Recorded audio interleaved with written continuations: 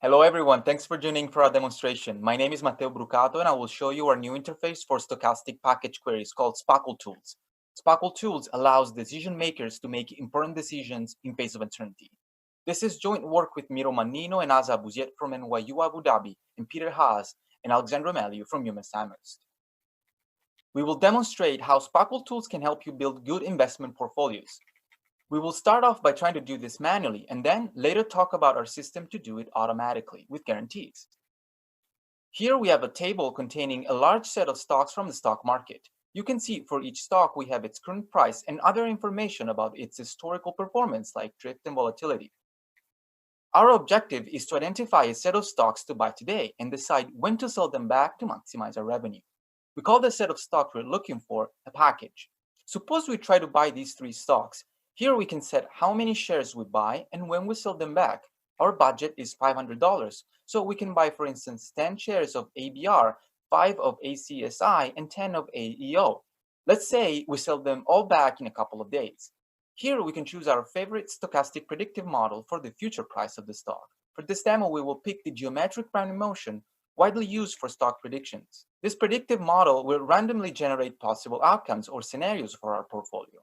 In one outcome, we may be lucky and get a lot of money back. But in another outcome, this portfolio may perform very badly and we may lose a lot of money instead. There is an infinite number of possible outcomes. What we really want is a portfolio with a high expected gain and such that the probability of losing too much money is small. We can decide, for instance, that we don't want to lose more than $10. We call the probability of losing more than $10 the risk of the portfolio. And we can say, for instance, that we want the risk to be below 5%. We can ask SPaQL Tools to evaluate our portfolio for us. In this case, the portfolio has an accepted risk less than 1%, but the expected gain is very low. We only make $2 on average. Can we do better than that? You can use our interface to look for better portfolios manually, for instance, by looking for high drift or low volatility packages. It is going to be extremely hard to do so manually, and you'll likely end up with either highly risky solutions or low gain solutions. Here we show another manual package that ended up being too risky. Packages that violate our risk constraint of 5% are labeled infeasible in the visual summary and placed in this gray area. We can now use the automatic search functionality of SPaQL Tools to see if we can find better portfolios that, while being feasible, also give us higher gains. Behind the scenes, the system is solving a SPaQL query. SPaQL stands for Stochastic Package Query Language. We refer to our Sigma paper for all the details about the language. This query very clearly represents exactly our investment goals. We want a package of stocks, investing a total of $500, such that the risk of losing $10 or more is at most 5%, and the expected gain is maximized. But how do we do it?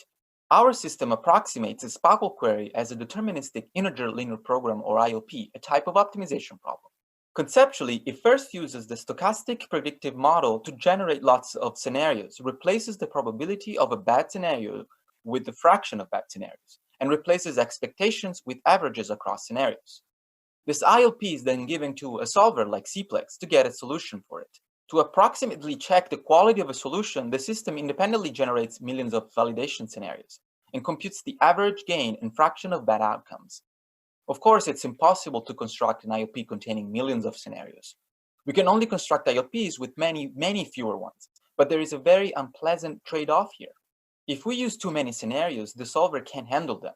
If we use too few, the solver doesn't have enough information to judge the true feasibility of the solutions, and it will produce results that are in reality infeasible, meaning our portfolios will be too risky. To solve this issue, the system implements two algorithms, a naive state-of-the-art approach and our better approach called summary search, which appeared in Sigma this year.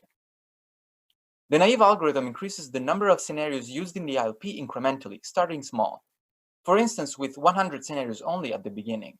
Solutions are always validated against millions of scenarios. If a solution is infeasible, more scenarios are added.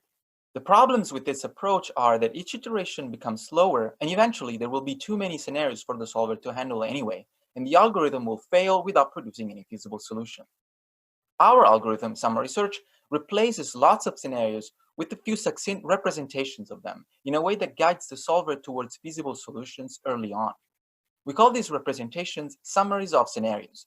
You can find all the details about how we construct summaries in the demo paper and in the full-length Sigma paper.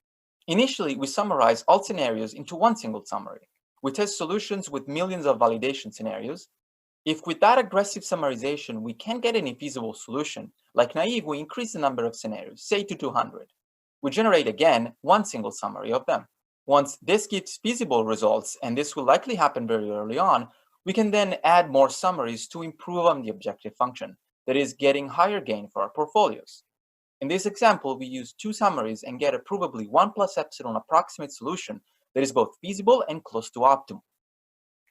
Now let's go back to our interface and see how these algorithms perform. Naive gets stuck in the infeasible region.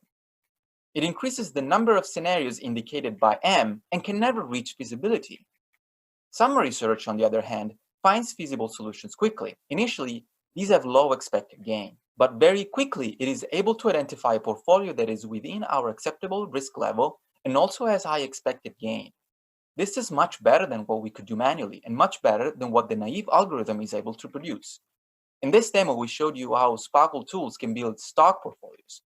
But our tool is general and can support different applications for optimization under uncertainty. The interface lets you load different applications configured with different underlying datasets, constraints, and predictive models. Please visit our website for more information. Thank you for your attention, and we are now happy to take your questions.